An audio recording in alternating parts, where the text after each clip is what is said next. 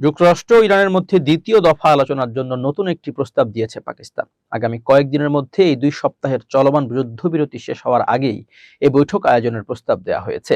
পাকিস্তানের 2 কর্মকর্তা এই তথ্য জানিয়েছেন। নাম প্রকাশ না করার শর্তে ওই 2 কর্মকর্তা বলেন, ইসলামাবাদে এই বৈঠক হওয়ার সম্ভাবনা থাকলেও তা নির্ভর করছে সংশ্লিষ্ট দেশগুলোর উপর। তারা যদি অন্য কোনো স্থানে বসার অনুরোধ জানায় তবে স্থান পরিবর্তন হতে পারে। গণমাধ্যমের সঙ্গে কথা বলার অনুমতি না থাকায় তারা নাম প্রকাশ করেননি। এক কর্মকর্তা জানিয়েছেন, প্রথম দফার আলোচনা থেকে কোনো চূড়ান্ত চুক্তি আসেনি, তবে এটি কোনো বিচ্ছিন্ন উদ্যোগ নয়, বরং চলমান কূটনৈতিক প্রক্রিয়ার একটি অংশ। ইরানের পররাষ্ট্র মন্ত্রণালয়ের মুখপাত্র ইসমাইল বাঘাই রোববার যুক্তরাষ্ট্রের সঙ্গে কূটনৈতিক উপায়ে আলোচনা চালিয়ে যাওয়ার ইঙ্গিত দিয়েছেন। তিনি বলেছেন, কূটনীতি কখনোই শেষ হয়ে যায় না। তার এই বক্তব্য ইঙ্গিত দিচ্ছে, বর্তমান সংকট নিরসনে তেহরান এখনো আলোচনার টেবিলে থাকার পক্ষে।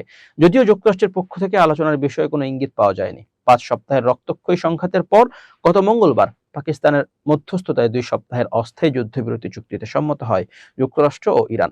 এরপর চলমান সংঘাতের অবসানে পাকিস্তানের ইসলামাবাদে যুক্তরাষ্ট্র ও ইরানের মধ্যে ঐতিহাসিক বৈঠকের আয়োজন করা হয়। শনিবার 11 এপ্রিল এই আলোচনা শুরু হয়। প্রায় 21 ঘন্টার আলোচনা শেষ হয় রোববার 12 এপ্রিল সকালে। যুক্তরাষ্ট্র ও ইরানের মধ্যকার আলোচনা কার্যত ব্যর্থ হয়েছে।